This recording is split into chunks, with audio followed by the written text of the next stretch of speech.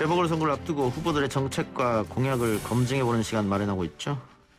사실 먹고 사는 일, 경제만큼 중요한 부분이 없을 텐데요. 오늘은 서울시장 후보들이 내놓은 공약 중에 경제 활성화 분야 살펴보겠습니다. 한국 매니페스토 실천본부 이강재 사무총장, 명지대 경제학과 우석진 교수 나왔습니다. 어서 오십시오. 예, 안녕하세요. 예, 안녕하세요.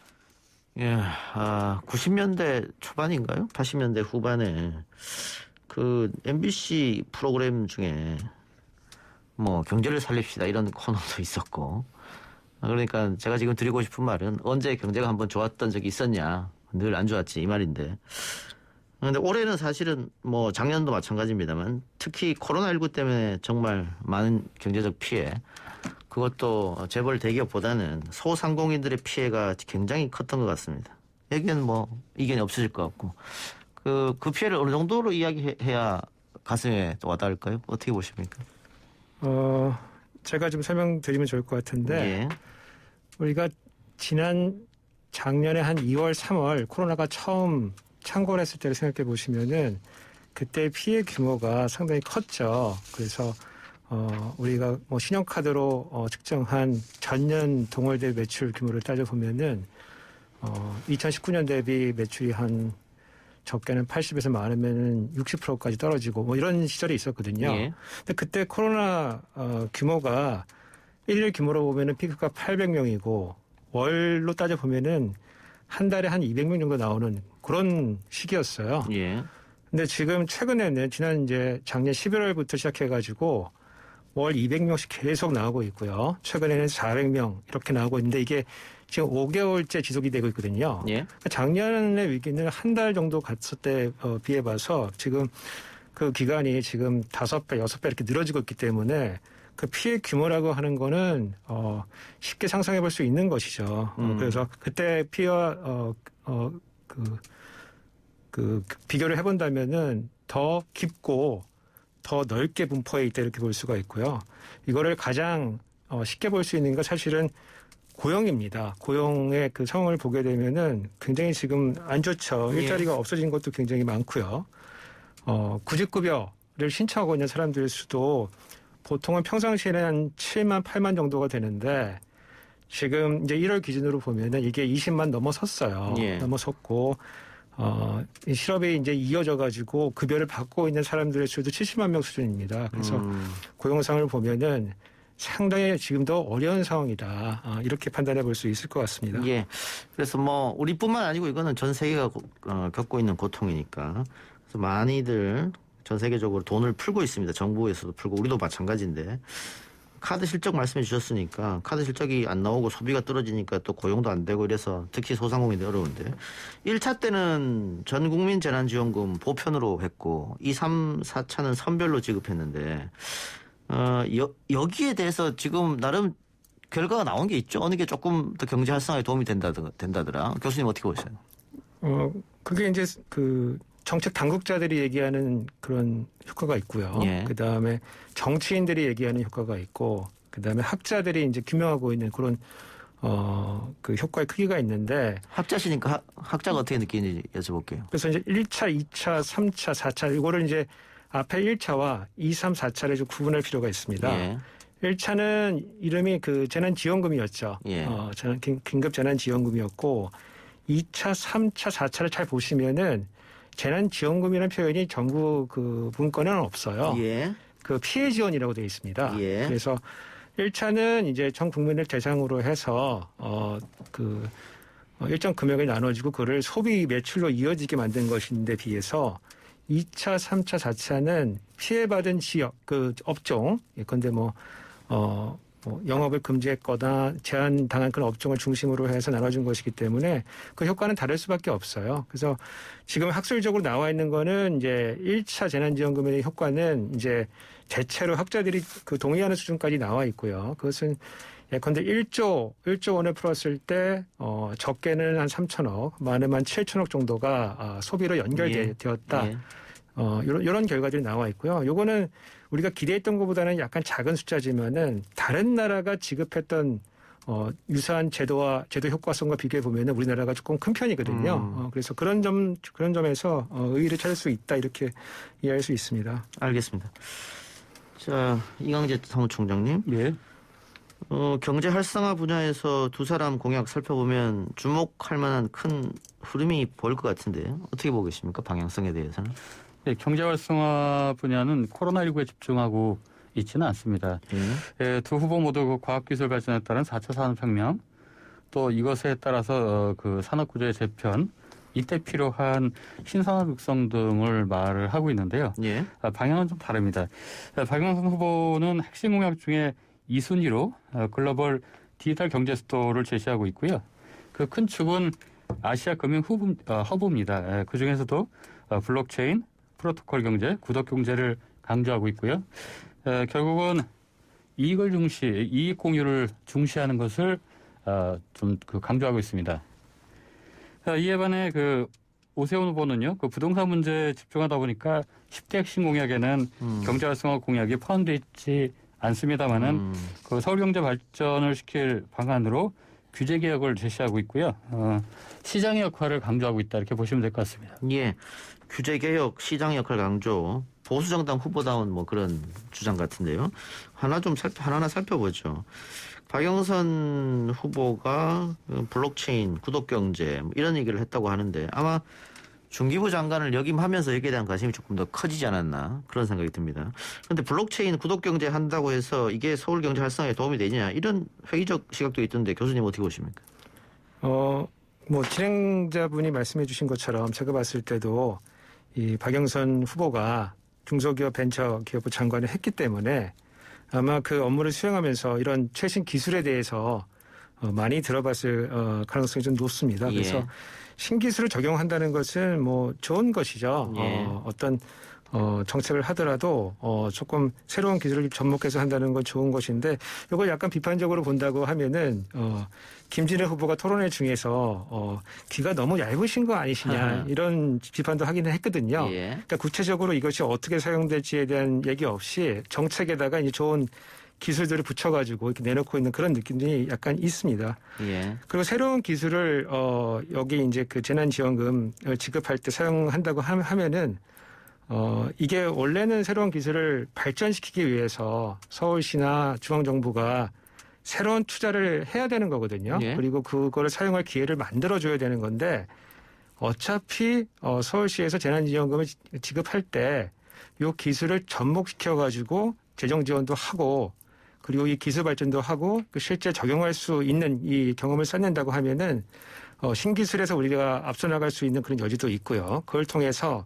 이른바 4차 산업혁명을 통해서 새로운 좋은 일자리를 창출할 수 있는 기회가 만들어지는 것 아니냐라고 하는 그런 측면에서 긍정적으로 바라볼 측면도 있을 것 같습니다. 근데 박영선 후보 쪽에서 뭐 10만 원 재난위로금 서울 시민들에게 디지털 화폐로 지급한다고 했는데 그 전에 뭐 경기도에서 했던 뭐 지역 화폐라든가 뭐 아니면 카드에다가 얹혀준다거나 그거랑 큰 차이는 없지 않습니까? 디지털 화폐라고 해서? 사실은 요 돈을 그냥 한번 지급하는 것 측면에서 보면은 뭐 기존에 뭐 카드에 포인트를 주거나 예. 아니면 선불 카드를 주거나 그 사람들이 어디에서 어떻게 소비하는지는 다 파악할 수 있거든요. 예.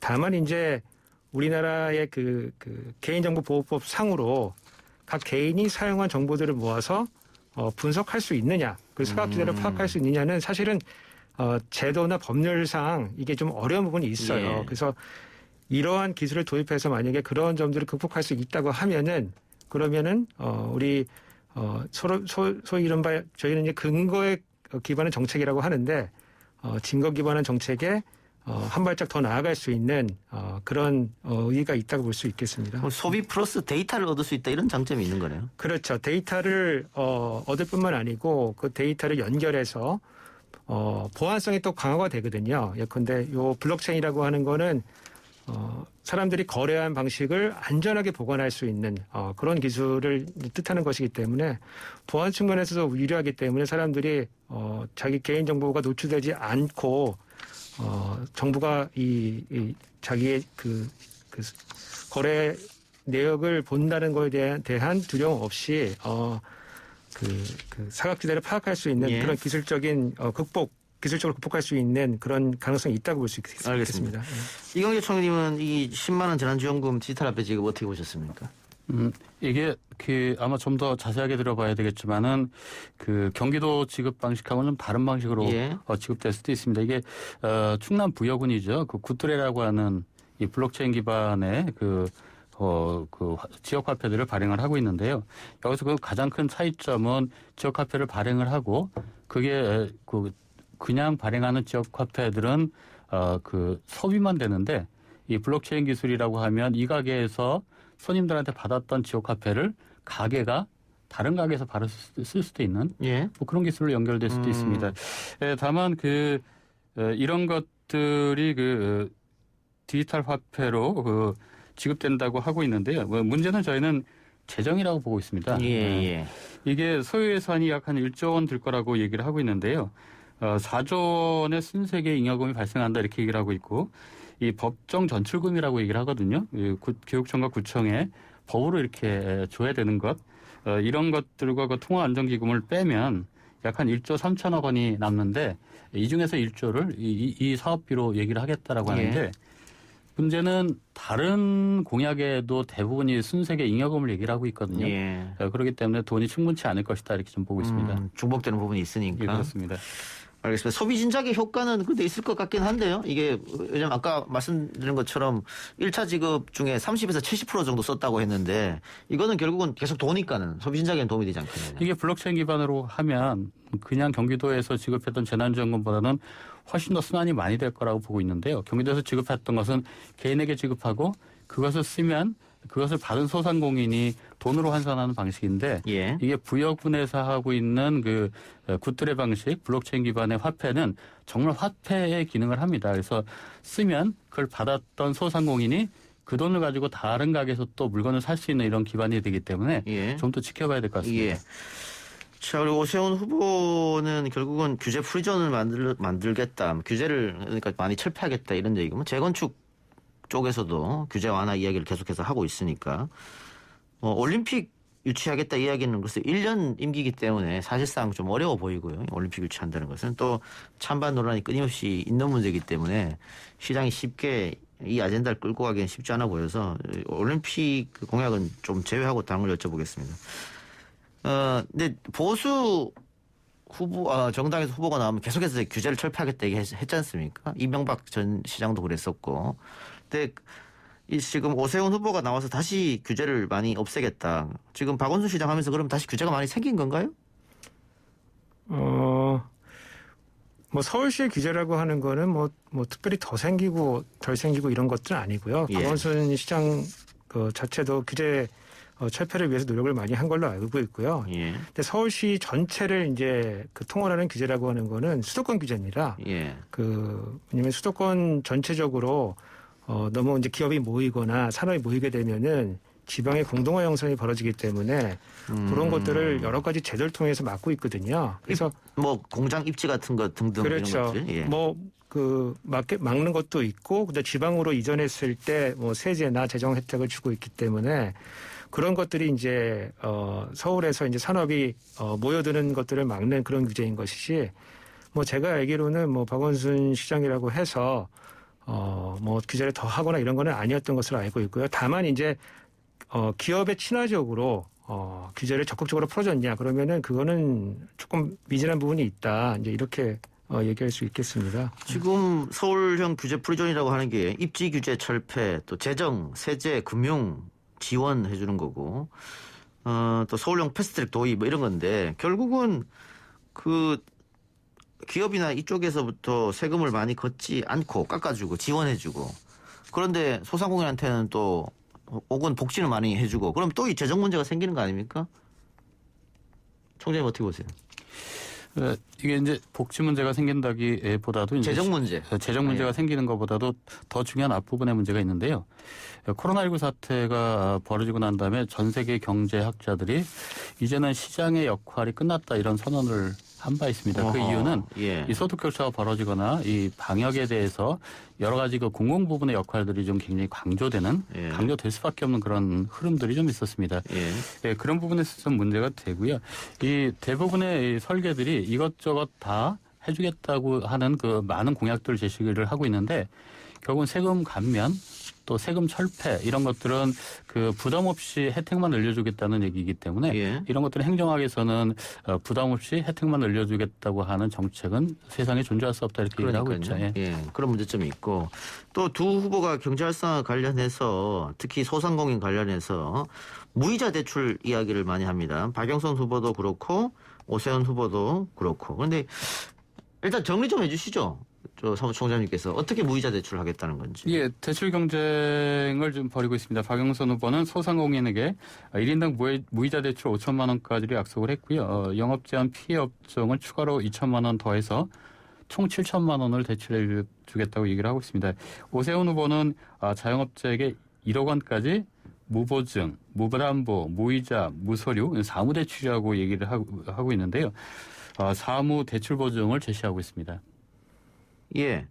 자, 그런데 이 대출이라고 하는 것은 금융기관과 협조 혹은 협의를 통해서 하는 거 아닙니까? 뭐 서울시가 금융기관도 아닌데 소상공인한테 주겠다 할 수 없는 노릇이잖아요. 그러면 서울시에서 요구하면 금융기관은 그냥 즉각 따르느냐? 왜냐하면 금융기관도 빌려주고 이자를 받아야 자기 자신들의 회사를 경영할 거 아니에요. 근데 무이자 대출? 금융기관에서 어떻게 생각할까? 이건 어떻게 보십니까? 그러니까 이런 게 일종의 정책금융이죠. 예. 정책금융이라고 부르는 거고, 정책금융은 이제 사실은 금융에 있어가지고 양과 그 대출에 따른 가격, 이것들을 이제 좋은 조건을 해주는 거예요. 그래서 보통 이제 소상공인이나 영세 자영업자가 은행에서 돈을 빌리려고 하면은 그 충분한 양을 대출받을 수가 없죠. 예. 그리고 대출을 받으려고 해도 이자가 굉장히 높죠, 사실은. 예. 그래서 그런 이제 상황에 이제 정부가 정책금융으로서 개입을 하는 건데요.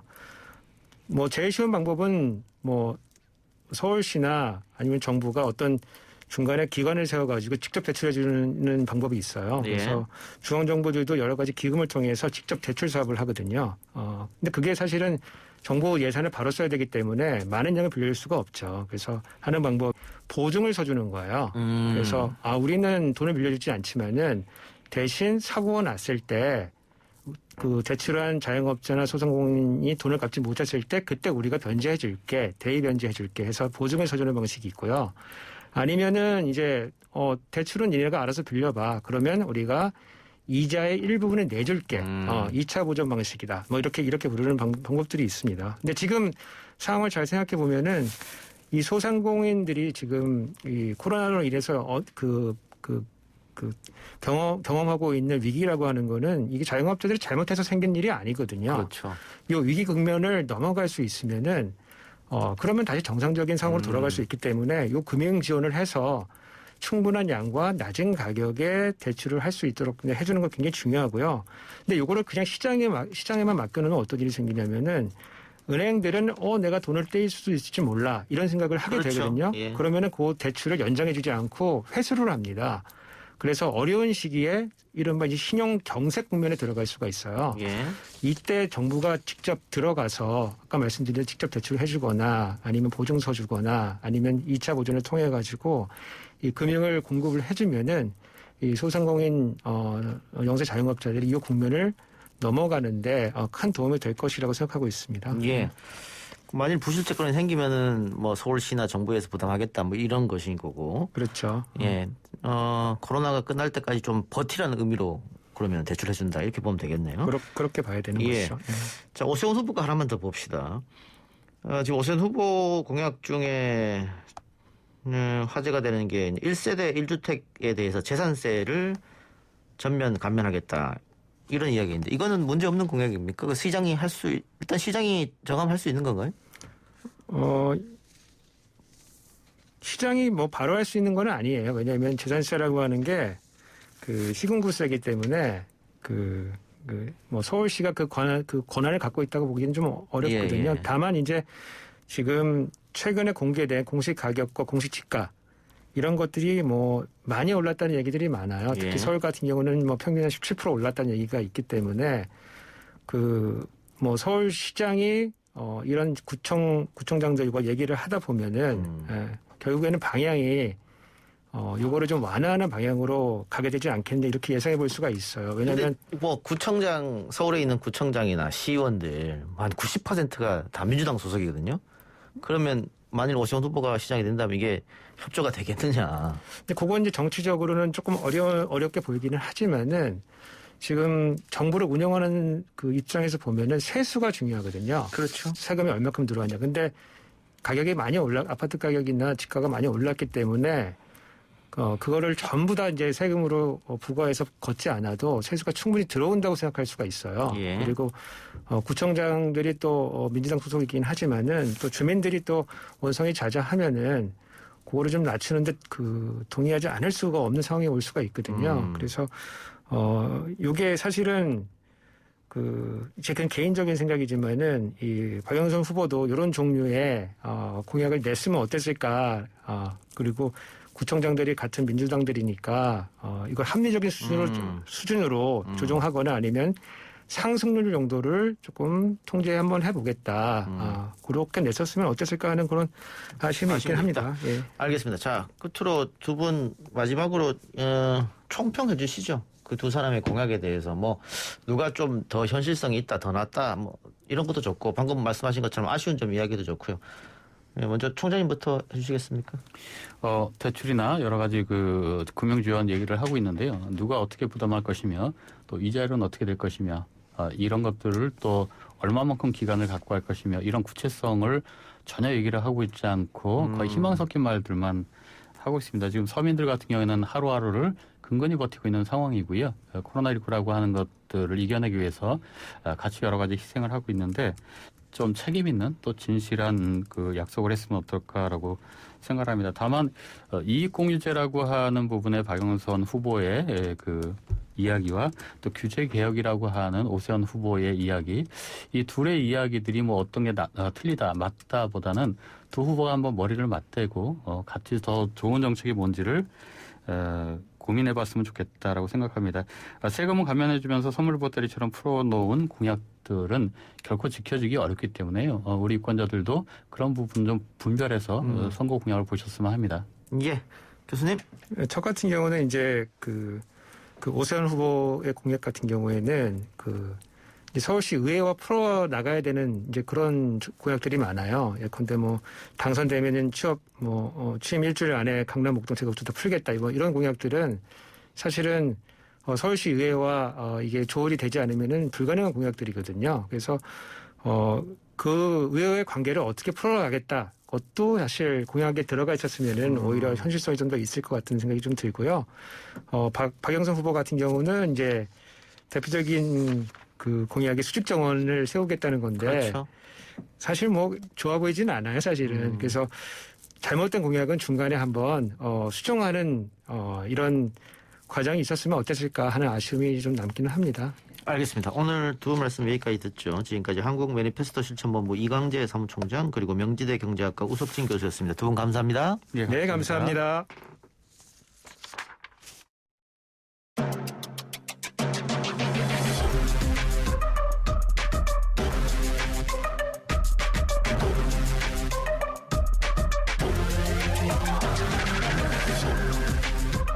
YTN 라디오 이동의 뉴스 정면승부 2부 시작합니다. 매주 목요일 2부는 정치권을 뜨겁게 달군 이슈들 더 치열하고 과감하게 분석해드리는 시간입니다. 쇼미더 정치 조상호 전 더불어민주당 상근 부대변인 그리고 오늘은 김재섭 국민의힘 비상대책위원 모셨습니다. 어서 오세요. 예, 안녕하세요. 예, 안녕하세요. 김재소입니다. 스튜디오에 안 나오셨어요. 저요? 예. 네, 제가 저희 지역구에 오세훈 후보가 와서 유세를 하신다 그래가지고 예. 그거 일정 맞춰서 바로 가는데 차가 막혀서 지금 도착을 못하고 대신 오늘 제가 열심히 해보겠습니다. 예. 한번. 그러면 중간에 오시다가 지금 전화하시는 거네요? 예, 중간에 차를 세워놓고 네, 예. 열심히 토론에 임하고 있습니다. 그럼 오세훈 후보 오늘 어디를 방문한 겁니까? 제가 지금 도봉구 갑의 당협위원장으로 있는데요. 예. 오늘 도봉구 갑에 조금 전에 있다가 지금 다시 강북구로 이동하고 있는 것으로 알고 있습니다. 예. 도봉구 갑. 지난번 총선에 거기 나가셨죠? 네, 거기 출마했었습니다. 예. 인재근 후보한테 밀리셨네요? 네, 조금 밀렸습니다. 조금. 조금 밀렸어요? 네, 아주 조금 밀렸습니다. 그 오늘 도봉구 갑 지역구에서 유세 어떻게 분위기 어땠습니까? 뭐 날이 갈수록 뜨거워지고 있는데요. 예. 제가 그 우리 오세훈 후보 슬로건이 첫날부터 능숙하기입니다. 예. 저 역시도 첫날부터 능숙하게 그 후보 유세를 같이 따라다녔는데요. 예. 그 처음에는 그래도 조금 사람들이 좀 적었다가 예. 하루하루 사람들이 이렇게 인파가 많아지고 응원하시는 분들이 늘어나면서 이제 선거 다가왔구나를 실감하고 있습니다. 예. 자, 조상호 네. 변호사님. 네네. 유세 안 따라다니죠? 예, 저는 그 캠프에 들어가 있지는 않습니다. 방송으로만 네. 지원 사격. 네네. 예. 그 지금 유세 현장이 오세훈 후보 유세 현장이 굉장히 분위기가 뜨겁다고 하는데 네네. 어떻게 민주당 네네. 유세는 어떤 것 같아요? 뭐 민주당도 다 그 유세 현장 자체는 굉장히 뜨겁고요. 다 어느 후보들이나 그거는 마찬가지일 거예요. 근데 물론 이제 골목골목을 다니면서 민심을 듣다 보면 또 그 집권 여당으로서 책임을 그 부담하고 있기 때문에 그 부분에 관련해서 또 따끔한 말씀해 주시는 분들도 있지만 대부분의 경우에는 유세 현장 자체는 분위기는 굉장히 좋은 걸로 알고 있습니다. 예. 근데 도봉구가 원래 민주당 강세 지역 아닙니까? 네, 맞죠. 예. 예. 예, 뭐 그런데 그럼에도 불구하고 뭐 서울시는 기본적으로 여야가 큰 편차로 차이나는 지역구가 없습니다. 그래서 예. 뭐 아무래도 그 오세훈 후보 같은 경우는 대중 인지도가 굉장히 높은 예. 분이기 때문에 그 국민의힘 지지하시는 그 시민들을 중심으로 뭐 이렇게 아마도 현장에서는 좀 반응이 뜨겁게 보이지 않을까 그렇게 생각합니다. 그 서울에서는 편차가 크지 않다고 하셨습니다만 강남은 오세훈 후보 압도적으로 밀어줄 것 같은데요? 아, 뭐 그거는 뭐 늘 있어왔던 일이기 때문에 알겠습니다. 자, 근데 저는 오히려 또 강북 쪽에서 예. 예, 이번에 오세훈 후보의 열기가 강남 못지않게 뜨겁다라고 말씀을 좀 드리고 싶은 게 그 우리 오세훈 후보가 강북구 출신입니다. 예. 그래서 저희 그 지역 민심이 이제 우리 동네 후보가 나왔다. 이제 우리 동네 후보가 다시 서울시장이 된다는 그 열망 때문에 요새는 강남 못지않게 강북도 아주 뜨겁습니다. 자, 강북도 뜨겁다. 발로 있어야 될 것 같은데. 그러니까 앞으로 그러시면 그냥 강북이라고 표현해 주셨으면 좋겠어요. 비강남이라고 하지 마시고. 네, 아닙니다. 네. 강북. 알겠습니다. 아이고. 그 비강남 강북 네. 이런 문제로 조금 논란이 됐기 때문에 그 얘기 하시는 것 같고 선거가 이제 일주일도 안 남았고요. 실질적으로는 내일부터 사전 투표가 시작되니까 뭐 이미 투표전으로 들어갔다 이렇게 보여지는데 깜깜이 기간이기도 하고요. 이제 오늘부터 네. 오늘부터 조사하는 것은 발표를 못 하게 됩니다. 뭐 어제나 엊그제 조사한 것은 발표는 할 수 있습니다만은. 네네. 근데 민주당의 목표는 원래 깜깜이 기간 들어가기 전에 한 자릿수로 좁히겠다. 네네. 지지율을. 예. 그런 계획이었잖아요. 근데 아무래도 뭐 하루에 뭐 2%씩 하면 한 자릿수로 좁혀지는 그 원래 구도였겠죠. 근데 지금 현재 뭐 어찌됐든 정부 여당에 관련해 가지고 그 국정 운영의 책임에 특히 이 부동산 정책이라든가 그 경제 정책과 관련해서 그 국민들이 보고 계시고 시민들이 보고 계시는 부분들이 있기 때문에 그 부분들이 어느 한순간에 갑자기 확 이렇게 올라갈 것 같지는 않거든요. 그러니까 이게 굉장히 이게 그래프가 완만하게 이렇게 상승선으로 이어지기보다는 계단 이렇게 단계식으로 어떤 변곡점들이 있을 거라고 봅니다. 그래서 그 민주당이 기본적으로 그 부동산 관리 책임, 그 다음에 또 그런 공기업들의 그 공기업 직원들의 비위행에 대한 관리 책임에 대해서 이제 책임지지 못한 부분들이 많지만 실제로 오세훈 후보라든가 아니면 박형준 후보 같이 실제 현재 이 선거에 후보로 나오신 분들에 관련해서 부동산 관련 비위행에 관련된 의혹들도 많이 제기되고 있기 때문에 그런 부분들이 이제 시민들께 체감하는 순간까지 오게 되면 그 부분에서는 지지율 변동이 있을 것이고. 역전의 계획은 아직 있을 것이다. 그렇습니다. 자, 김재섭 위원님. 예. 예, 저는 그 민주당의 희망사항이라고 생각합니다. 예. 이게 우리가 수능 볼 때 생각해 보면 수능일 숫자 이렇게 뒤로 역산해가지고 하루에 몇 점씩 올리면 만점 받겠다 이제 이런 계획들 세워가지고 100일 계획 세우고 그러거든요.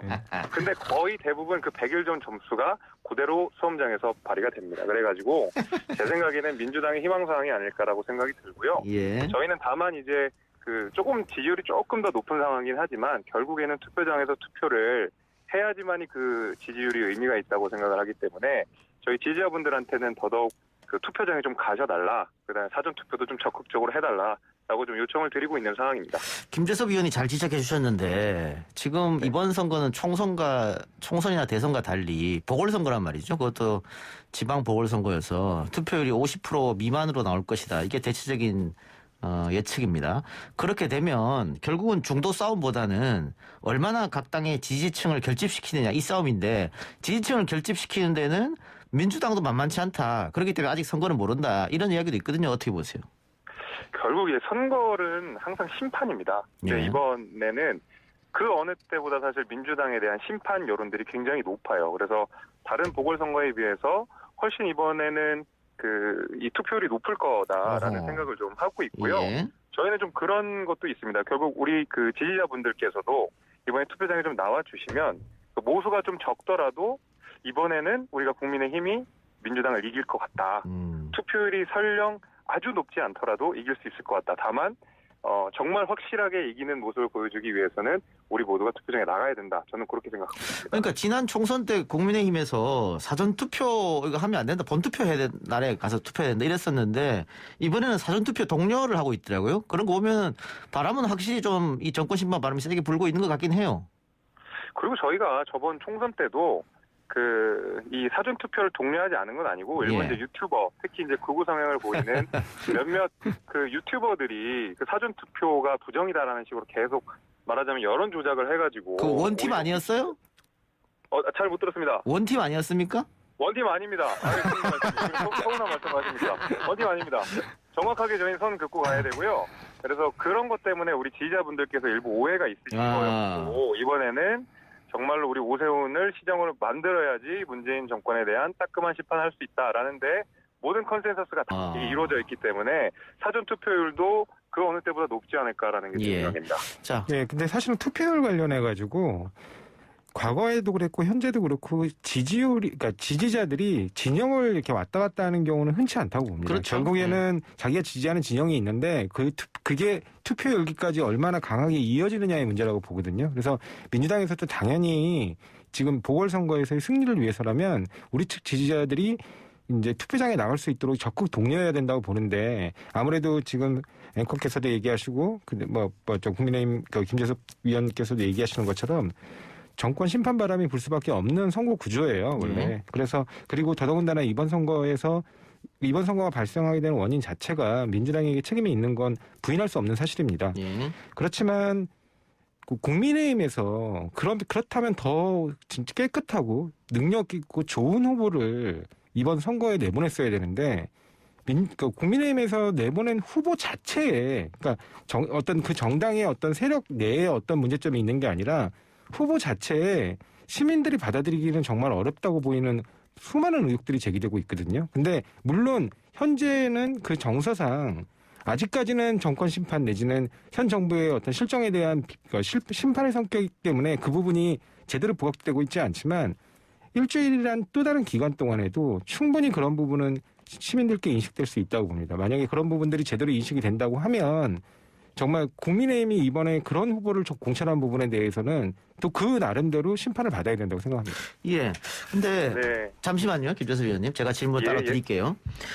민주당에서 오세훈 후보도 그렇고 박형준 후보에 대해서도 그렇고 네거티브도 좋고 후보자 검증도 좋습니다. 어떤 단어를 써도 상관없는데 세게 하고 있는데 여론은 좀처럼 움직이지 않고 있거든요. 그러면 민주당에서 전략을 잘못 잡은 게 아니냐 이런 지적도 있어요? 사실은 그 어떤 선거 전략적 측면에서 보면 이번에 친노 그 홍보수석 하셨던 조기숙 교수도 그 점을 지적하셨더라고요. 네거티브를 해서 임기 선거를 본 적이 없다. 예. 맞습니다. 지금 선거 자체가 정부 여당에 대한 심판 정서가 강하게 작동할 수밖에 없는 시기에 벌어진 선거인데다가 선거 발생에 대한 책임도 민주당에 있기 때문에 웬만한 네거티브가 된다 해서 국민들은 그렇게 물을 거예요. 과연 너희들이 그러한 문제 제기를 할 자격이 있는가? 예. 그러니까 그런 부분 때문에 이제 희석되는 부분이 있거든요. 예. 그렇지만 이런 부분에 대해서 그냥 넘어갈 수는 없는 게 후보자 본인이라는 거예요. 다른 것도 아니고. 예. 어떤 그 진영 내에 몇몇 비위행위들이 발생해서 저런 정당을 믿고 찍어줄 수 있겠습니까라고 우리가 그 부분에 대해서 답을 요구하는 게 아니라 정말 국민의 표를 받겠다고 후보로 나오신 분이 지금 민주당에게 제기되고 있는 여러 가지 문제들을 뛰어넘는 정도의 의혹들을 갖고 있다면 그 부분은 이 선거뿐만 아니라 이 선거 이후에도 계속해서 문제가 될 것이라고 봅니다. 예, 김재섭 의원님. 자, 민주당에서 지금 계속 주장하는 게 오세훈 후보도 그렇고 박형준 후보도 그렇고 계속해서 거짓말을 하고 있다. 거짓말을 이렇게 하는 후보를 뽑으면 되느냐. 결국은 이명박 꼴 난다. 그리고 또 공교롭게 또 두 사람 다 MB 정부 때 요직을 거쳤던 사람들이기 때문에 그렇게 프레임을 짜서 공격하던데 여기에 대해서는 어떤 답을 주시겠습니까? 저는 그 조상호 대변인께서 너무 말씀을 잘해주셔가지고 저는 그냥 약간 덧붙이는 정도가 될 것 같은데요. 그 이번은 누가 뭐래도 이 선거의 본질은 민주당 이 시장의 성비 사건으로 인해 벌어진 재보궐 선거입니다. 그런 면에 있어서 사실 민주당의 귀책 사유는 너무나 명백해요. 그리고 또 당원 당규를 바꿔가지고 이제 후보를 냈다는 점들이 이제 서울 시민들의 마음, 심기를 이제 거슬리게 했다라고 이제 말씀을 드릴 수 있을 것 같아요. 그래서 민주당의 잘못은 너무 명백한데, 물론 그 오세훈 후보자나 박형준 후보자 역시 부동산 문제 관련돼서 국민들한테 어떤 심려를 끼쳐드리는 점에 대해서는 저희도 대단히 반성을 하는 입장이고, 예. 이 부분은 하루라도 빨리 해명이 되고 국민들이 납득할 수 있을 만큼의 충분한 설명이 있어야 된다고 보지만, 아직 그 민주당의 프레임 공격이 사실은 거의 대부분 의혹, 가정법의 기초에 있거든요. 만약에 그 자리에 예를 들면 그 측량하는 자리에 가 있었다면 어떻게 할 것이냐, 그 자리에 만약에 진짜 오세훈이었으면 어떻게 했을 것이냐 라는 식으로 계속 가정법에 의존해서 의혹들을 꾸준하게 제기하고 있는 상황이거든요. 예. 그래서 다시 말씀드리면 민주당의 잘못은 너무나 명백하고 당원 당규까지 고쳐가면서 후보를 냈다. 다만 아직 오세훈 후보나 박형준 후보에 대해서는 의혹으로 남아있고, 이 부분에 대해서는 저희 국민의힘이나 오세훈 박형준 후보 각각이 설명을 해야 되는 상황이지만, 민주당의 공격이 너무 의혹과 가정법에 기초해서 거짓말 프레임으로 공격을 하고 있다는 점에서 국민들이 보시기에는 여기는 잘못이 너무 명백한데 여기는 아직 좀 의혹인 것 같으니까 좀 지켜보자라는 것 때문에 좀처럼 그 네거티브 공격이 잘 안 먹히는 게 아닌가, 저는 그렇게 생각합니다. 여러 가지 의혹은 아직 확정되지 않았다. 그 말씀은 동의하는데, 네. 오세훈 후보 최근에 그 용산 참사에 대한 본질은 임차인의 폭력적 저항이다. 이 발언은 논란이 되고 있거든요. 이거 플러스 대통령 침해 발언이라든가 비강남 발언이라든가, 이거는 누가 의혹을 제기한 게 아니고 후보 자체가 한 이야기잖아요. 예. 이런 부분은 좀 막말 논란이 있을 것 같은데요. 오세훈 후보도 거기에 대해서는 이렇게 좀 말을 조심하기 위해서 좀 계속 노력을 하시는 상황인 것 같고요. 예. 특히 그 용산 참사를 말씀하셨으니까 저도 그 부분에 대해서 좀 말씀을 드리면, 예. 굉장히 비극적인 사건이고 다시는 이제 일어나서는 안 될 일이라고 저도 생각을 합니다. 당연히 오세훈 후보나 국민의힘 입장에서도 똑같은 상황이고요. 다만 그 발언이 있었을 때 제가 그걸 봤는데, 그 발언을 보면 이 임차인의 폭력적 저항이라는 말 그 뒤에는 어떤 설명이 있었냐면, 서울시청에서도 예. 당시 그 사안을 굉장히 엄중하게 두고 담당자를 붙여서 몇 날 며칠 그 담당자가 용산 참사를 문제를 담당하기 위해 해결하기 위해서 밤낮 없이 뛰어다녔다는 말씀을 중간에 하셨거든요. 근데 다만 이제 오세훈 후보가 임차인의 폭력적 저항이라고 말을 했던 것은 이 시위가 아무래도 도심 테러의 성격을 보였던 점을 지적했던 것 같아요, 제 생각은. 왜냐면은 해당 사건의 농성자들은 이 행인들과 차량이 지나다니는 도심 한복판에 이제 화염병을 투척하거나 아니면 인근 건물에서 투척된 화염병으로 인해서 실제로 화재가 발생하기도 하고 그랬거든요. 그래서 예. 그 거리가 우리가 생각을 해보면, 저도 그쪽으로 등하교를 해서 대학교 때 탄 건물까지도 다 보고 그랬었는데요. 그게 이제 광화문에서 예술의 전당까지 있는 서울교통망 남북 측의 핵심 도로라는 점을 생각해 보면, 이게 아무리 비극적인 사고로 끝났다고 해서 거기 대기 중이던 경찰력이나 아니면 인근 주민까지 언제든지 무고한 희생자로 만들 수 있던 행동들을 묵과해서는 안 된다라는 메시지로 저는 그렇게 생각하고 있습니다. 도심 테러 같다는 얘기는 조금 너무 많이 나간 거 아닙니까? 그러니까 그런 성격을 보였다는 점을 지적했다고. 저도 그 말씀을 정말 드리고 싶었습니다. 왜냐하면 지금 김재섭 비대위원의 그 인식이 정말 위험하다는 거예요.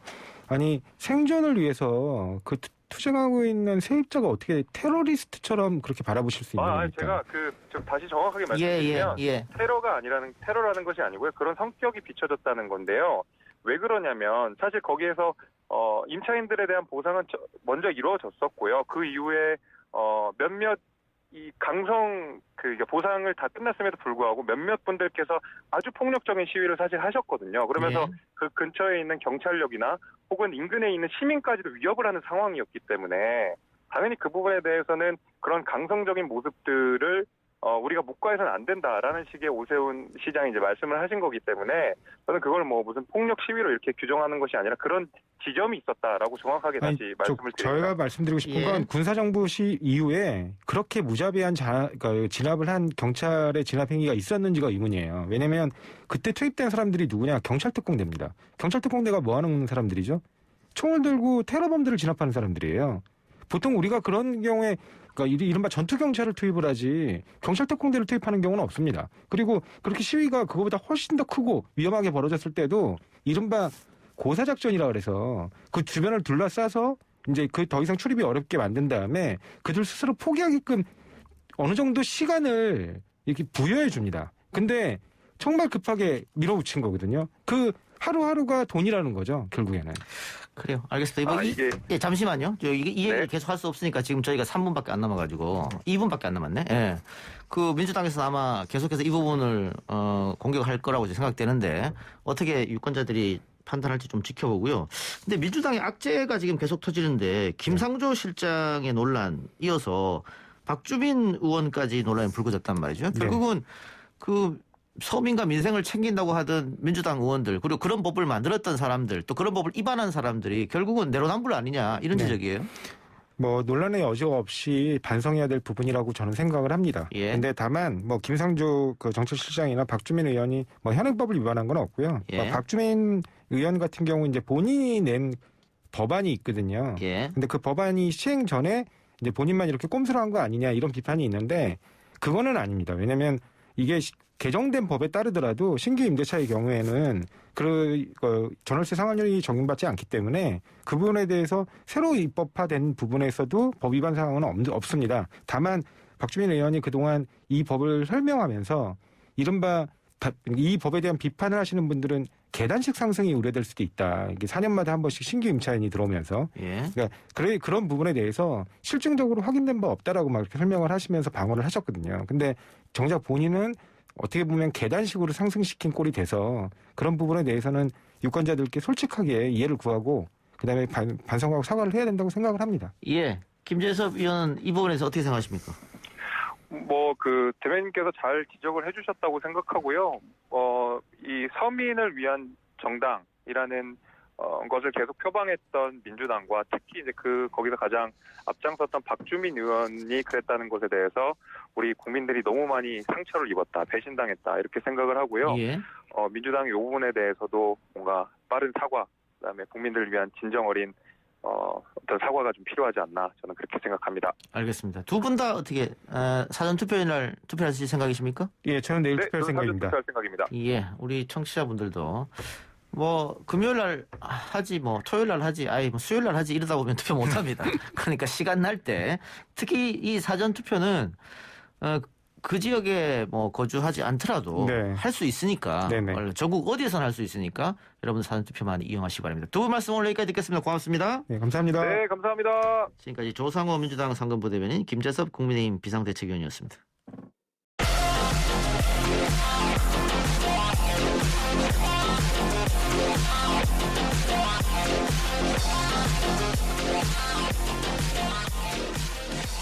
YTN 라디오 이동현 뉴스 정면승부 3부 시작합니다. 오늘 뉴스들 언박싱 해드립니다. 헤럴드 경제 배도는 기자 연결하겠습니다. 배 기자님. 네, 안녕하십니까. 오늘 코로나 상황은 어떻습니까? 예, 중앙방역대책본부에 따르면 오늘 0시 기준 국내 코로나19 신규 확진자는 551명이 늘었습니다. 전날보다 45명이 늘어났고요. 이 551명은 지난 2월 19일 이후 41일 만에 최다 확진자 기록입니다. 최근에 하루 신규 확진자가 한 300~400명대에서 등락을 거듭하면서 거의 한 달 넘게 정체 양상을 보였는데요.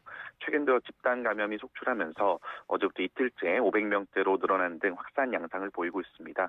최근 일주일간 일별 신규 확진자를 보면은 300명대가 한 번밖에 없었고 400명대와 500명대가 각 3번씩이었습니다. 주요 감염 사례로는 부산의 노래류점과 관련해서 29명의 확진자가 늘어나면서 누적 116명이 됐고 전북 완주군의 목욕탕에서도 이용자 9명이 확진 판정을 받았습니다.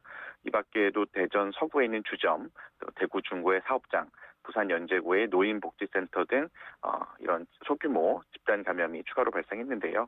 아무래도 이런 그 다양한 일상 공간을 고리로 해서 전국에서 이런 산발적 감염이 잇따르고 있어서 추가 확산 우려가 좀 큰 상황입니다.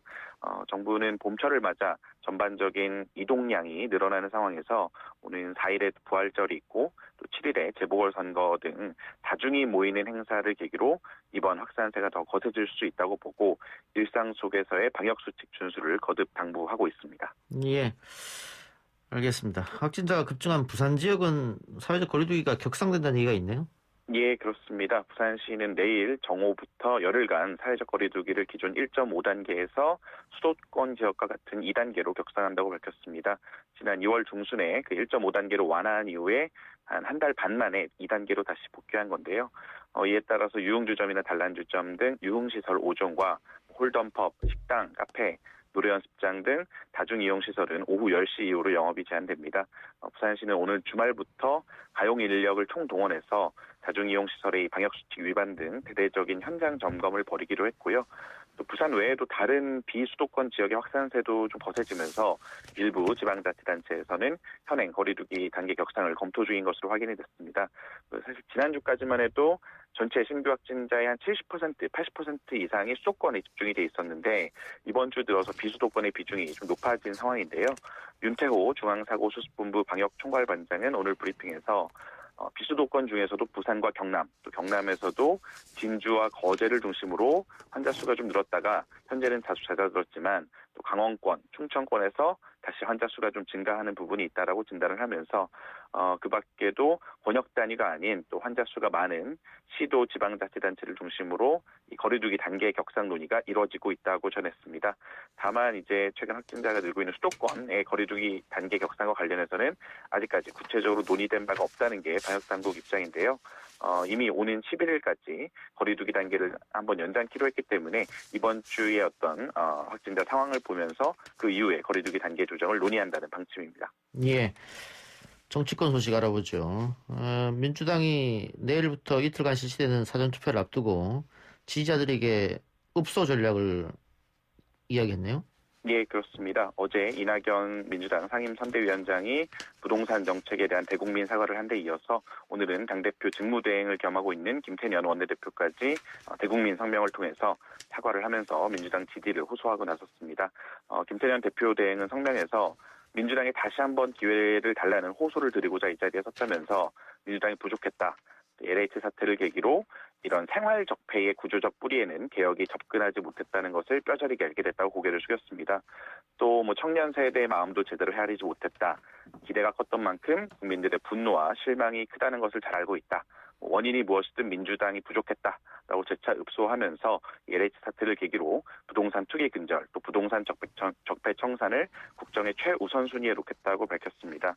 또 김 대표 대행은 특히 내로남불 자세도 혁파하겠다면서 개혁의 설계자로서 스스로에게 더 엄격하고 단호해지도록 어떤 행동 강령 기준을 높이겠다고 강조했습니다. 또 이후엔 선거 지지에 대한 호소 메시지가 이어졌는데요. 한마디로 민주당에 대한 이런 실망 때문에 과거로 되돌아가서는 안 된다라는 겁니다. 김 대표 대행은 이명박 박근혜 전 대통령 시절을 부동산을 다시 투기판으로 만드는 투기사회고 빈부 계층이 구분되는 차별사회고 철거민이 죽음에 이르는 야만사회고 불법 사찰이 있던 통제사회라고 규정을 하면서 그때로 돌아갈 수는 없다라고 호소를 했고요. 국민의힘 오세훈 서울시장 후보, 박형준 부산시장 후보를 겨냥해서는 거짓말로 국민들을 속이는 후보에게 서울과 부산을 맡길 수 없다고 언급하면서 다시 한번 민주당에 기회를 주실 것을 간곡히 호소드린다. 국민 여러분 도와달라 이렇게 읍소를 했습니다. 아무래도 이게 최근 여론조사상 서울, 부산 지역 모두 민주당 후보들이 국민의힘 후보에 좀 꽤 크게 뒤지는 것으로 나타나고 있는데다가 가뜩이나 악화된 민심에 김상조 전 청와대 정책실장, 박주민 의원 등이 임대차 3법 시행 전에 임대료를 좀 올린 논란까지 겹치면서 큰 위기감이 반영된 것으로 보입니다. 김 대표 대행은 오늘 오후에는 박주민 의원에게 공개 경고를 보냈고 또 박주민 의원은 재차 사과를 하면서 박영선 후보 캠프의 홍보 디지털 본부장직에서 사임한다고 밝혔습니다. 예. 국민의힘 측에서는 민주당의 이런 행보를 두고 당연히 너무 늦었다. 이런 냉소적 반응을 보였는데 민주당이 자성을 하려고 그러면 조금 빨리 해야 되는 거 아니었었냐. 특히 선거 전력상으로도 빨리 했어야 됐다. 이런 얘기도 많이 있기 때문에 민주당으로서는 좀 힘든 그런 선거가 될 것 같습니다. 알겠습니다. 오늘 기자 언박싱 여기까지만 듣죠. 수고하셨습니다. 네, 고맙습니다. 지금까지 헤럴드 경제 배동 기자였습니다.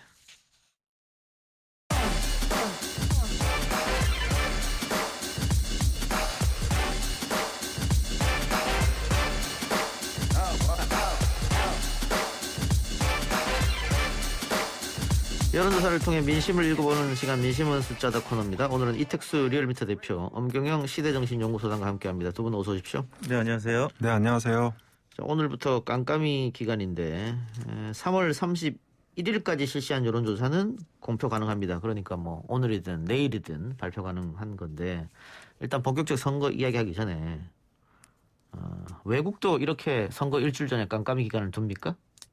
거의 없습니다. 거의 없죠. 보통은 하루나 이틀 전까지 제한하는 국가가 일부 있고요. 아예 없는 국가가 대다수입니다. 우리는 이 선거에 관해서 너무 규제가 좀 심한 것 같아요. 이런 거 보면. 어떻게 보세요? 그렇죠. 다소 선거 규제를 완화하면서 뭔가 자율적으로 이렇게 결정할 수 있는 시스템을 구축하는 게 필요할 것 같습니다. 예. 두 분 생각 개인적으로는 깜깜이 기간을 둬야 된다. 두면은 며칠 정도가 필요하다고 보십니까? 뭐 굳이 두자면 한 이틀 정도. 이틀. 예. 수능은 저도 한 이틀 정도. 이틀 정도. 예. 알겠습니다. 자, 어쨌든 아직 법은 바뀌지 않았기 때문에 오늘부터는 여론조사 공표를 할 수 없다. 4월 1일부터 조사한 것은 할 수 없다 이런 얘기고요. 다만 정당에서 자체 조사하거나 혹은 뭐 의뢰받아서 조사는 할 수 있는데 공표만 못하는 거잖아요. 그렇습니다. 예, 그런 것 있다 이런 말씀 드리겠고. 그러면 마지막으로 했던 서울시장 보궐선거 후보 지지도에 대한 여론조사 리얼미터 한 거 좀 알려주시죠. 네, 저희 리얼미터가 뉴시스 의뢰로 지난달 30일부터 31일까지 그러니까 어제하고 그제 이틀간 조사한 내용인데요. 서울 거주 18세 이상 806명을 대상으로 했는데 오세훈 후보를 지지하는 응답자가 57.5%, 박영선 후보를 지지하는 응답자는 36%로 대략 20%포인트가량 격차가 나타났고요. 조금 전에 발표된 JTBC 의뢰 리얼미터 조사 역시 같은 날 조사가 진행이 돼서 큰 차이는 없었습니다. 오세훈 후보 57.1, 박영선 후보 36.1. 자세한 내용 중앙선거 여론조사 심의위원회 홈페이지를 참고하시면 되는데요. 지금 안심번호를 이용해서 대체로 조사하는 결과들이 유선을 뭐 일부 10% 섞거나 뭐 15% 섞거나 혹은 전화 면접을 뭐 리얼미터 같은 경우 뉴시스 조사가 이제 5대5로 ARS랑 이제 섞어서 했는데 ARS 100%한 조사나 뭐 전화 면접 100%한 조사나 이번 선거는 크게 차이가 없습니다. 어느 정도 지금 일관성 있게 오세훈 후보가 단일화 이후에 한 15 내지 한 20% 가까이 앞서고 있는 그런 현상이 공통적으로 나타나고 있습니다. 자, 뭐 과거에는 이렇게 큰 지지율 차가 선거 전에 있더라도 본투표에서 역전이 되는 경우가 있었습니다만 최근 들어서는 거의 찾아볼 수가 없습니다. 그게 여론조사 기법이 또 많이 과거보다는 좋아졌다. 거기다가 안심번호가 도입되면서 진보 보수 또 젊은 층 또 나이 많은 층 이걸 표집하는 데도 또 유리해졌고 그래서 이렇게 일주일 전에 20% 이상 차이 나면 뒤집기 어렵다. 이게 전문가들의 대충 예측이던데 소장님 어떻게 보세요? 네, 맞습니다. 깜깜이 선거 기간은 총 6일인데요. 역전되는 사례는 거의 없는 것으로 알려져 있죠. 1~2% 초박빙 판세라면 모를까 지금처럼 상당한 격차가 나고 있는 상황에서 6일 동안의 뒤집기라는 사실상 불가능하죠. 그리고 선거운동 개시일 지난 25일이죠. 25일 발표된 여론조사 격차가 지금 거의 그대로 유지가 되고 있습니다. 예. 그런데 이런 이야기도 있어요. 지금 이게 총선, 그러니까 투표율이 높은 총선이나 대선이 아니고 투표율이 낮은 그것도 50% 이하로 예측이 되는 보궐이기 때문에 지지층 결집이 어느 때보다도 중요하다. 그렇다고 한다면 20% 격차도 충분히 따라잡을 수 있는 거 아니냐? 어떻게 보십니까? 물론입니다. 그 과거 선거에서 특히 이제 2010년 지방선거 때 오세훈 후보가 출마했었던 선거였는데 오세훈 대 한명숙 여론조사는 20%포인트 이상 격차가 나기도 했었는데 실제 득표율은 0.6%포인트 차이로 오세훈 후보가 겨우 신승을 했고요. 또 2016년 국회의원 선거 때 당시 정세균 후보랑 맞붙었던 오세훈 후보 여론조사에서는 앞섰는데 실제 선거에서는 또 역전패하는 결과가 나왔습니다. 물론 이제 당시하고 지금은 조금 다른 조사 방법, 즉 안심번호를 지금 사용하고 있기 때문에 아까 앵커께서 말씀하셨던 것처럼 그걸 포함 오차라고 합니다. 커버리지 에러라고 하는데 무선전화 사용자들을 포함하지 못했던 과거 조사에서는 이런 경우가 좀 흔하게 발생을 했었고요. 두 번째는 D-6 이 블랙아웃 기간 동안에 여론이 급변하는 경우입니다. 그래서 얼마 전 창원 성산 이 재보궐선거에서는 여영국 후보가 당시에 이제 미래통합당 강기훈 후보를 많이 앞서고 있었는데 실제 뚜껑을 열어보니까 굉장히 근소한 차이로 예. 붙었었는데 실제 여론이 급변하는 여러 사안들이 있었습니다.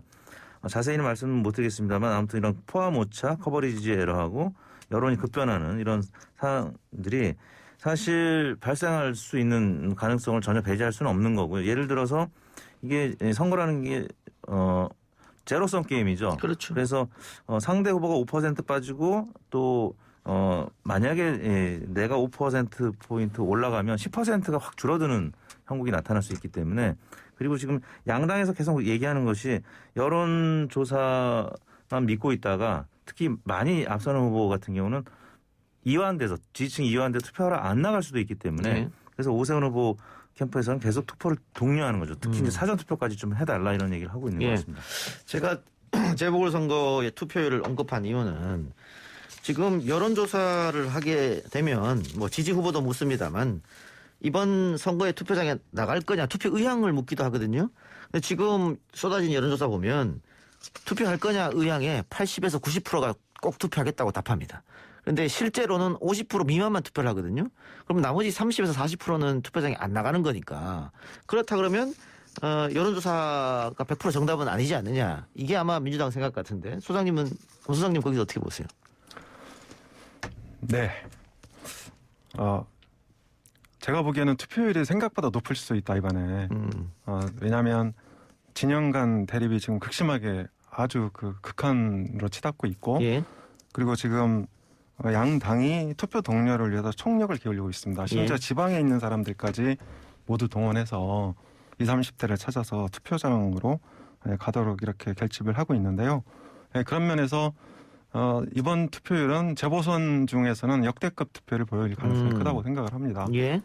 지금 역대 재보선 중에서 가장 높았던 투표율이 그것도 50%가 안 되거든요. 그럼 이번엔 50% 넘긴다고 보십니까? 네, 저는 50% 넘을 것 같습니다. 뭐 사전 투표제도 있게 하니까. 네. 이택수 대표는 어떻게 보세요? 투표율은? 예, 그렇습니다. 지금까지는 사전 투표율이 대체로 한 30%나 뭐 많아봐야 40%대였는데 서울시장 같은 경우 이제 가장 근래 있었던 보궐선거가 2011년 선거였죠. 그때 48.6%였고요.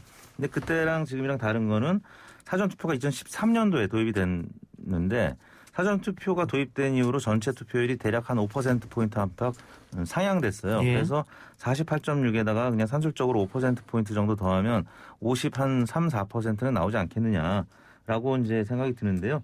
2019년도에 있었던 재보궐선거에서도 좀 높은 투표율을 기록한 적이 있었는데 그때도 뭐 대략 50% 전후반 이렇게 나왔던 것 같습니다. 이번처럼 아주 많은 국민들에서 오랫동안 노출된 이런 좀 큰 선거는 또 투표율이 또 상대적으로 높게 나타났던 점을 감안하면 한 50% 이상일 초중반 이렇게 될 것 같습니다. 자, 그러면은 예상보다는 투표율이 많이 나올 것이다 이건데 보통 투표율이 높으면 진보층이 유리하다. 뭐 2012년 대선은 좀 예외적 상황이었고요. 또 투표율이 낮으면 보수가 유리하다. 이게 지금까지 대한민국 선거의 공식이었는데 소장님 이번에는 어떻게 반대가 될 것 같습니까? 그대로 그 공식이 적용될 것 같습니까? 네, 이번에는 꼭 진보가 유리할 것 같지는 않습니다. 예. 왜냐하면 투표율이 높아서 민주당이 유리하려면 민주당 지지도가 국민의힘보다 월등히 높고 그리고 폭넓어야 하거든요. 그런데 최근 여론조사 추이를 보면 정당 지지율도 국민의힘이 앞서고 그리고 연령별로도 40대를 제외하면 전 연령대에서 국민의힘이 앞서고 있습니다. 이론적으로 투표율이 높아져도 오히려 국민의힘이 유리할 수 있다. 이렇게 해석할 수 있겠습니다. 이번에는 반대일 수도 있다. 그렇죠. 자, 사전 투표율이 높으면 역시 진보가 유리하다. 이런 얘기도 있었지 않습니까? 그거는 이번에 어떻게 될 것 같아요? 사전 투표하고 본 투표 지난 총선은 굉장히 상반된 그렇죠. 결과가 나타나서 평균적으로 사전 투표에서 민주당 후보들이 한 15%포인트가량 높았습니다. 그렇기 때문에 또 개표는 본 선거 투표부터 먼저 개표한 지역들이 많았고 사전표를 나중에 하다 보니까 뭔가 이제 보수층에서는 음모론을 제기하는 분들이 계셨었는데 이번에도 아마 사전 투표에서는 민주당 후보들이 상대적으로는 높은 투표율을 보일 것 같은데 지금 이제 문제는 사전 투표를 많이 하는 20, 30, 40 세대에서 거의 팽팽하거나 또 20대 같은 경우는 오세훈 후보나 박형준 후보가 앞서는 이런 상황이 됐기 때문에 국민의힘에서도 사전투표를 독려하기 시작했거든요. 예. 그래서 이번 사전투표는 꼭 민주당이 유리하다 이렇게만 볼 수는 없을 것 같고요.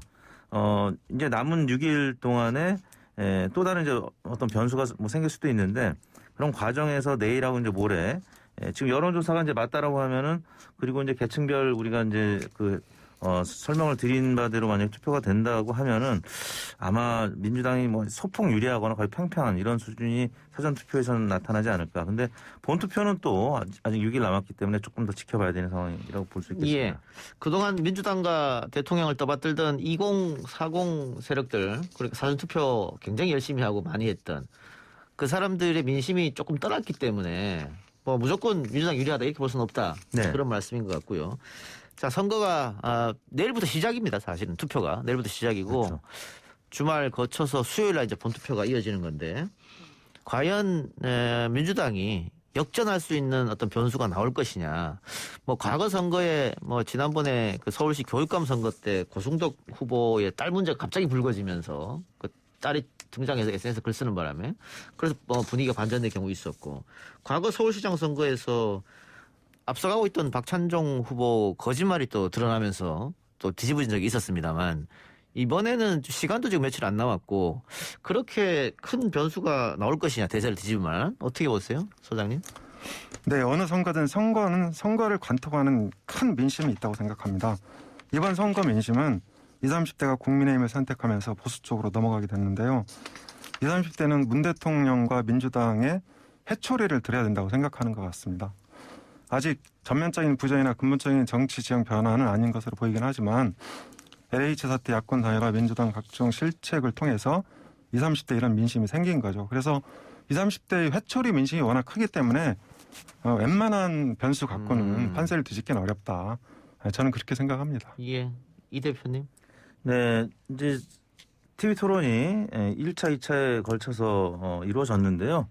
TV 토론이 이제 1차는 시청률이 한 5% 정도 나왔다고 하고 2차는 한 8% 정도 나왔다고 했는데 이제 40대가 2차 TV 토론 때 또 시청률이 굉장히 높았고 그래서 이제 민주당 지지층이 조금 관심을 기울이는 시점에서 TV 토론이 이제 3차는 할지 말지 좀 아직 확정이 안 됐다고 제가 이제 들었는데요. 오세훈 후보 측에서 안 할 수도 있다고 그렇죠. 그래서 예. 이제 오세훈 후보는 워낙 많이 앞서 있으니까 그래서 TV 토론이 이루어지면은 그래도 TV 토론 과정에서 조금 표심 변화가 있을 수가 있는데 지금 그것도 지금 확실치가 않기 때문에 결국에는 아까 앞선 코너에서 그 뭐 김상조 실장이라든지 박주민 의원이라든지 관련된 이런 사안들, 그러니까 당내 주요 인사들이나 아니면 각 진영의 상징적 인물들과 관련된 좀 부정적인 기사들은 지지율을 뭐 하락시키거나 아니면 상승을 뭐 억제시키는 이런 요인으로 작용할 수가 있기 때문에 남은 기간 동안에 후보 본인의 말실수라든지 아니면 각 진영의 주요 인사들의 어떤 뭐 비리라든지 뭐 나쁜 소식들 이런 부분들이 영향을 좀 미치겠습니다만 지금 워낙 격차가 커서 이걸 과연 뒤집을 수 있을 것인지 좀 회의적으로 보는 시각들이 좀 더 예. 많은 것 같습니다. 민주당 지도부가 지금 뒤늦게 대국민 사죄를 했습니다마는 여론을 돌리기는 쉽지는 않아 보입니다. 지금 이 시점에서는. 그런데 민주당 입장은 만일 서울 또 부산까지 다 넘어간다고 하면 이 선거 끝나면 바로 대통령 선거거든요. 이제 대선 국면으로 접어들죠. 대선까지 위험해지는 거 아니냐. 그런 걱정을 하고 있는 것 같아요. 네. 제가 보기에 아직은 대선까지 지금의 20, 30대 민심이 이렇게 그 국민의힘 쪽으로 기울어져서 유지될 수 있을지는 좀 불확실하다. 그리고 앞으로 민주당이 어떻게 하냐에 따라서 20, 30대 민심을 다시 회복하고 초심으로 돌아가서 공정 가치를 다시 세우고 국정 운영을 다잡게 하게 된다면 저는 대선은 다시 출발이라고 생각을 합니다. 예, 이 대표님. 네, 일단 그 대선에 그 영향을 뭐 일부 구도면에서 미칠 수 있습니다. 예를 들면 민주당이 2패를 한다라고 하면 이낙연 전 대표의 지지율은 좀 확장이 좀 어려운 국면이 되고 치명타 되는 거 아닙니까? 네, 친문 진영에서는 새로운 후보 찾기에 나설 가능성이 이제 높아지는 거죠. 뭐 그런 구도의 문제는 있을 텐데 일단 대선은 또 이번 재보궐선거하고는 좀 그 다른 입장이라고 봅니다. 그래서 시간은 얼마 남지는 않았지만 또 새로운 또 그 판이 형성될 것이라고 보고요. 이 구도가 특히 이제 보수 진영에서 윤석열 총장이 국민의힘으로 들어갈 것인지 말 것인지 뭐 이런 여러 가지 변수들이 진보보다는 보수 진영이 조금 더 많기 때문에 예측은 역시나 좀 어려운 상황이라고 할 수 있겠습니다. 근데 제3후보 말씀하셨는데 아이고 시간이 없어서 다음에 하겠네요. 이게 민주당 경선 5개월밖에 안 남았는데 제3후보가 나올 수 있겠느냐. 뭐 그런 여론도 있어서 곧 제가 다음 주에 한번 여쭤보겠습니다. 예, 오늘 두 말씀 여기서 마무리 짓죠. 지금까지 이택수 리얼미터 대표, 엄경영 시대정신연구소장이었습니다. 고맙습니다. 네, 감사합니다. 감사합니다.